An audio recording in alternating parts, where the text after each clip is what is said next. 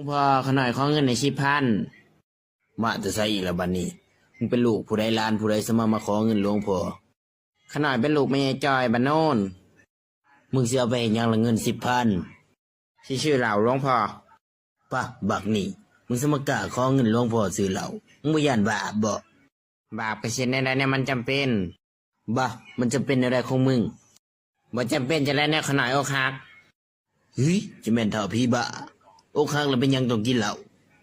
ขน่อยเคยกินเป๊ปซี่แหละหลวงพ่อมันบ่เมาแม่นของมันเว้ยหำเอ้ยหลวงพ่อว่าคันเขาบ่ฮักก็ต้องปล่อยเขาไปถ้าโตบ่จักปล่อยวางโตหั่นแหละที่สิเป็นคนเป็นทุกข์เอง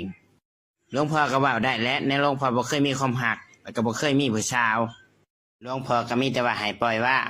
างแล้วขน่อยสิเศร้าอกหักบ่เลยหลวงพ่อก็ลองมีแผนมึงดูแลสิเข้าใจบ่โตคือว่าวทุทีทมอนี่สามารถสิให้หลวงพ่อมีแฟนขน่อยก็อยากรู้คือกันว่าหลวงพ่อสิอดทนคือขน่อยบ่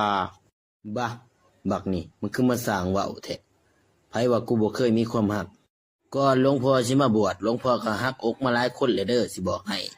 หลวงพ่อเฮ็ดแนวใดหลวงพ่อบอกขน่อยแน่1มึงต้องเฮ็ดให้เขามีความสุขให้ได้ความสุขแน่ได้หลวงพ่อก็คือมึงต้องมีบ้านมีรถมีเฮือนมีเงินมีคำขนาดก็มีแต่หัวใจมึงสิเอาหัวใจบ่เขากินเขาใช้คันว่าจังซั่นขนาดก็ย่อมคือกันขนาดเงิน10,000ก็ยังขอหลวงพ่อเฮ้ยตื่นมากก็สเต็กแต่เหล่าย่ำได้ก็ว่าอกหักกันแนวมันดีต่อใจ